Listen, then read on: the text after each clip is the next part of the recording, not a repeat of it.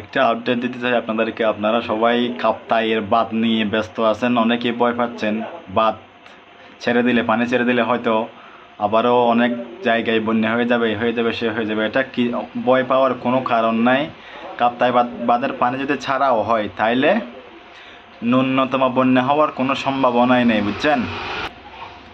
কাপ্তাই বাঁধের পানি ছাড়া হলে কীরকম পানি হবে আপনার আশেপাশে আমি বলি।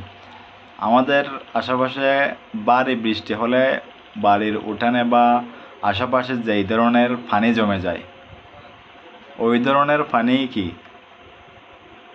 জমে জমে জমে যাবে, বুঝছেন? এতে ভয় পাওয়ার কোনো কারণ আমি দেখছি না। আর বাঙালি কিছু একটা পাইলেই হইসই এত হইসই করার কোনো দরকার আছে ভাই?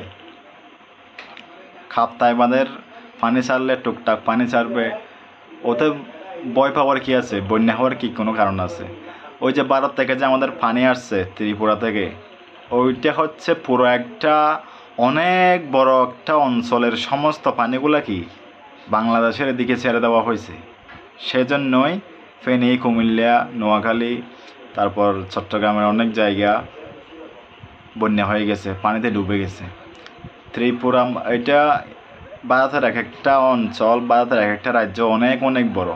সেই রাজ্যের পুরো পানি যদি আমাদের এদিকে এসে যায় তাহলে তো স্বাভাবিকভাবেই বন্যা হওয়ার সম্ভাবনা রয়েছে, স্বাভাবিকভাবেই বন্যা হবে।